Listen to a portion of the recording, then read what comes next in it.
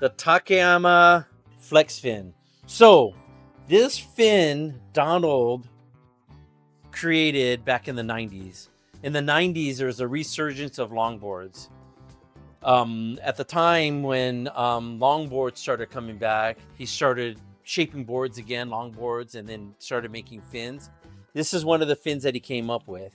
He wanted something that can nose ride really well, but he also wanted performance. So this is a cross between a pivot fin, something like this, and something like the 4A, which everybody knows. So I'll grab the 4A so you can see what it looks like. So it's a cross between these two fins.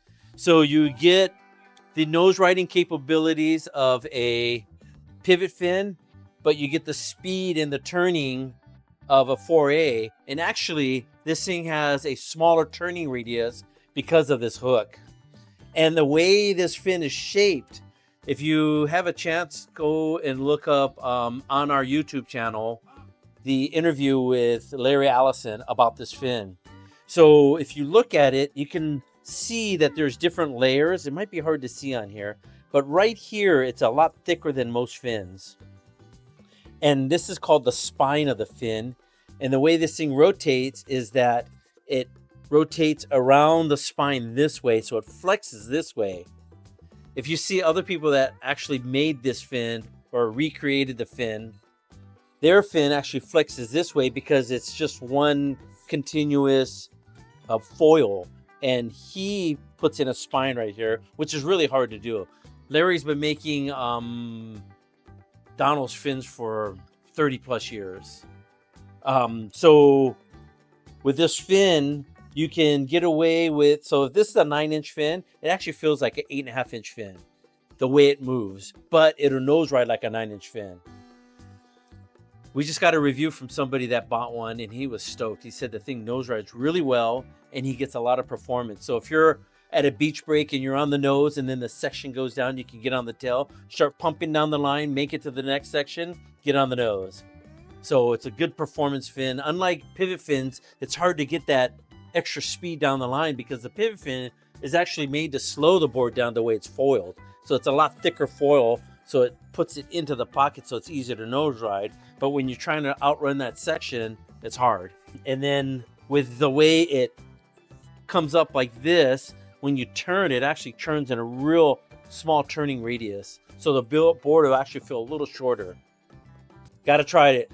This color right here is a limited edition. We asked Larry to put white with black on it, and it took him a lot longer than he thought. So we probably are not going to be able to make this. It's going to cost us an extra $60 to $80 just to make this. So limited edition color, and we have one of the blue ones left, which is a 9-inch. This actually is a fabric that we got here from Hawaii. We sent it over to him, and he laid it up. If you see the video of him making this fin, it takes a lot of effort to make this fin because it just doesn't come out of a mold. He actually hand shapes it. There's, I think it was 27 different layers of fiberglass on top of here. And then in between the fabrics here. And then this one in here is 27 layers also. But when he laid up the color, he did white, let it soak in, and then did some black, let it soak in, then white again. So it's actually a very long process, and you have to let it soak in without squeezing it like you do on a surfboard. So it's a lot longer because it takes all that time to soak into all those 27 layers of fiberglass. Unlike a board where you have maybe 2 layers or 3 layers, and you're just squeezing it on. So you got to try this fin out. You'll like it. If you're looking for a single fin performance nose rider, you got to check out what Donald created, and he's a genius.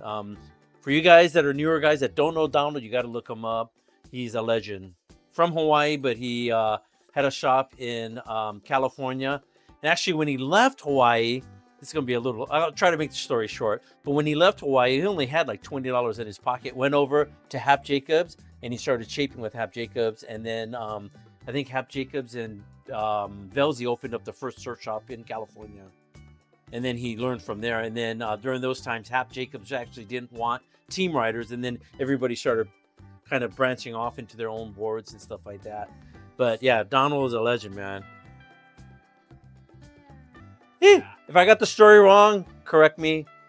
I'm pretty sure it's pretty spot on, but yeah, I might have missed a few things, but I don't mind if you critique me. Yeah.